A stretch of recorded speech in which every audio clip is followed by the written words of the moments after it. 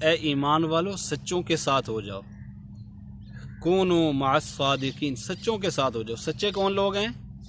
حدیث پاک میں آتا ہے الصدق ینجی والکذب یہلک، سچ جو ہے یہ نجات دیتا ہے اور جھوٹ یہ ہلاک کرتا ہے۔ اور ایک آدمی نے عرض کیا یا رسول اللہ کیا مسلمان بزدل ہو سکتا ہے؟ آپ نے فرمایا ہاں مسلمان بزدل ہو سکتا ہے۔ پھر عرض کیا یا رسول اللہ کیا مسلمان بخیل ہو سکتا ہے، کنجوس؟ آپ نے فرمایا ہاں یہ بھی ہو سکتا ہے۔ پھر عرض کیا یا رسول اللہ کیا مسلمان جھوٹ بول سکتا ہے؟ آپ نے فرمایا نہیں مسلمان جھوٹ نہیں بول سکتا۔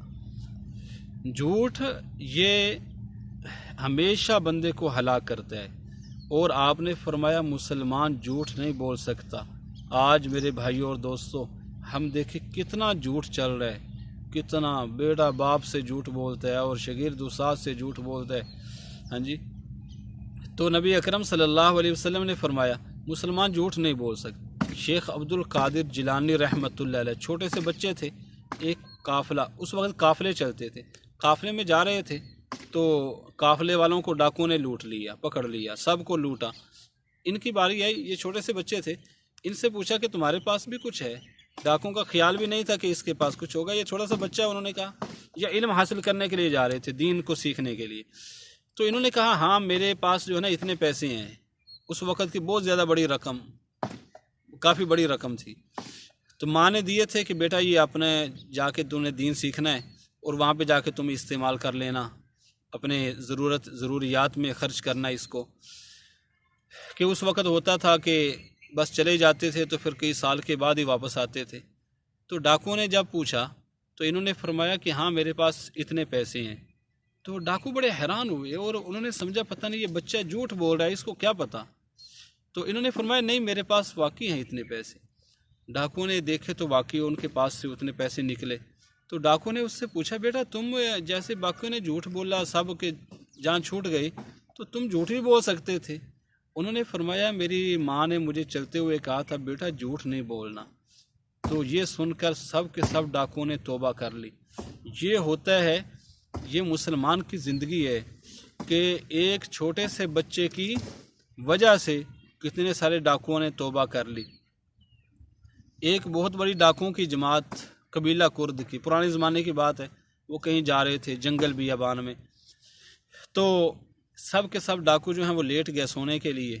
ایک ڈاکو جاگتا رہا، درخت کے ساتھ ٹیک لگا کے بیٹھا رہا۔ تو اس نے کیا دیکھا کہ ایک خشک درخت ہے کھجور کا، دوسرا درخت ہے جس کے اوپر کھجوریں لگی ہوئی ہیں۔ تو ایک چڑیا ہے جو ادھر سے کھجوریں والے درخت کے اوپر سے کھجور توڑ کر اس درخت پہ رکھ کے آ جاتی ہے۔ کئی مرتبہ اس نے ایسے کیا، تو اس نے سوچا کہ یہ آخر اللہ کیا ماجرا ہے۔ تو یہ درخت کے اوپر چڑھا اور چڑھ کے اس درخت پہ، خشک درخت پہ دیکھا تو ایک اندھا سانپ منہ کھولے لیٹا تھا، اور یہ چڑیا یہاں سے کھجور توڑ کر اس کے منہ میں لے جا کے ڈال دیتی تھی۔ تو جب اس نے یہ دیکھا تو اس نے اللہ کی بارگاہ میں ایسا یہ توبہ طائب ہوا، ایسا طائب ہوا کہ اے اللہ یہ ایک زہریلا جانور جس کو مارنے کا آپ کے نبی صلی اللہ علیہ وسلم نے حکم فرمایا، اس کو جہاں دیکھو مارو۔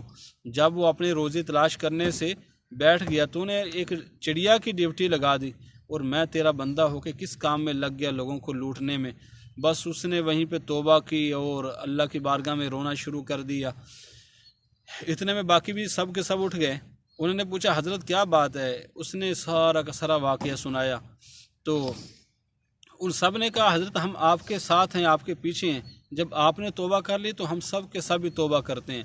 سب نے وہاں پہ توبہ کی اور اپنے سارے کے سارے جو ہتھیار لوگوں کو لوٹنے کے لیے استعمال ہوتے تھے سب وہیں پہ پھینک کر سیدھا حج کا ارادہ کیا۔ اور حج کے لیے جا رہے تھے، ایک بستی کے پاس سے گزر ہوا تو وہاں پہ انہوں نے پڑاؤ ڈالا۔ تو بستی میں سے ایک عورت آئی اور پوچھنے لگ گئی کہ تمہارے اندر فلاں نام کا آدمی کون ہے؟ اس نے کہا جی میں ہوں۔